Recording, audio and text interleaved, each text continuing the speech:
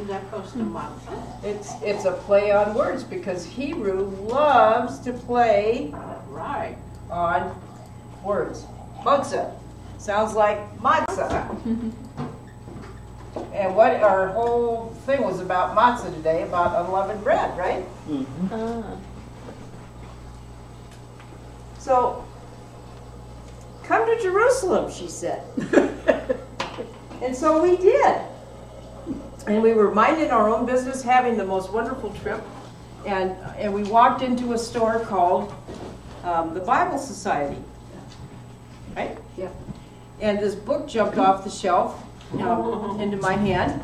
And it was Reading the Bible with Rabbi Jesus, I think it's the name of the book. And it was written by a lady, and I really liked the way she wrote because she has a sense of humor. I like that. And she was talking about finding this place, the road to Amaeus. And she described it, that she found it on a bus, that we could find it on a bus, that Myra and I could find it on a bus. Bus 154, where are you? That kind of thing. So we read this thing, and all of a sudden it's just like there was a fire burning inside of us. We had to find the road to Amaeus. And so we got on the bus, and we took bus 154, and we found it, and we want to share that with you today. It's the Lord just kept. Find it, do this, explain that, look this up on the internet, I'm going to teach you. It was one of those kind of continuous unveiling of things that happened. So let's start with these guys. The road to Emmaus, the road to the warm baths. And the walk that these guys had began with great sadness and disbelief. Why were they sad? Jesus has been crucified. Jesus has been crucified. He was murdered. It ended, but this whole experiment, this whole trip that they had, though it started in great disbelief and great sadness, ended in joy, excitement, love, and true devotion. And it's the very same story that can happen to each one of us. Our lives, once we get out and we get going, we go to kindergarten and off you go, and unless you're lucky enough to get into Grandma's kitchen where she explains how Jesus loves you, or your mom and dad are praying for you, or you wind up in Mrs. Thompson's 5th grade Sunday school class, you never find out about Jesus, maybe.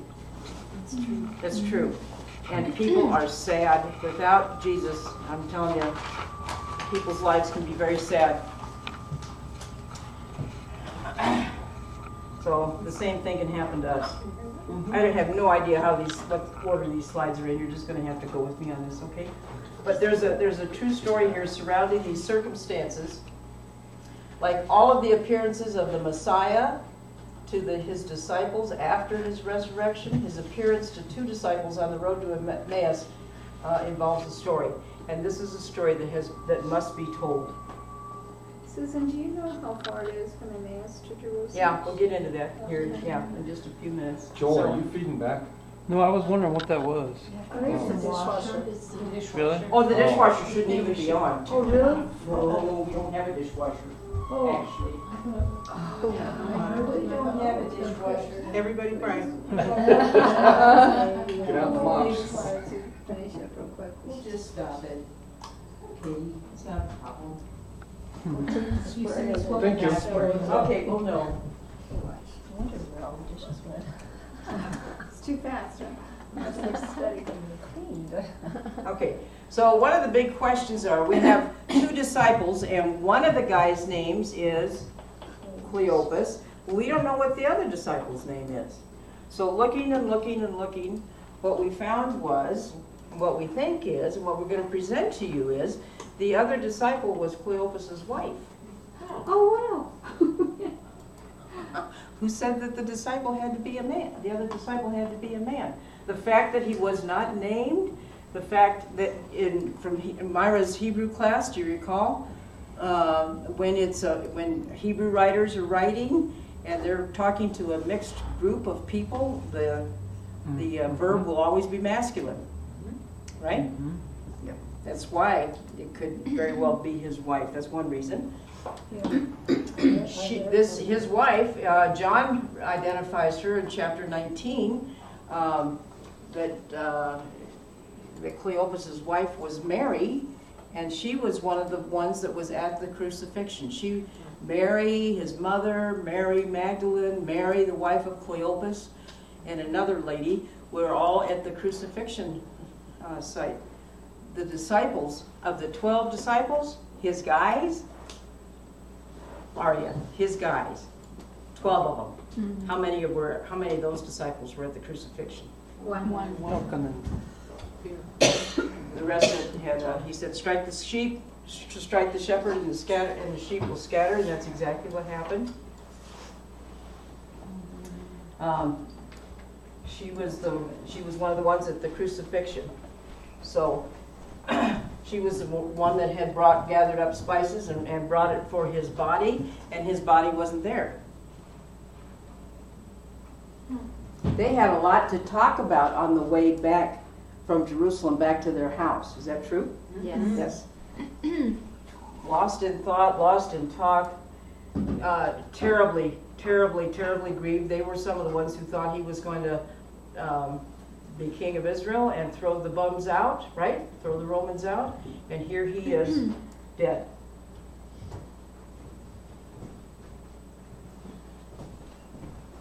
So Cleopas, the guy's name means of a renowned father.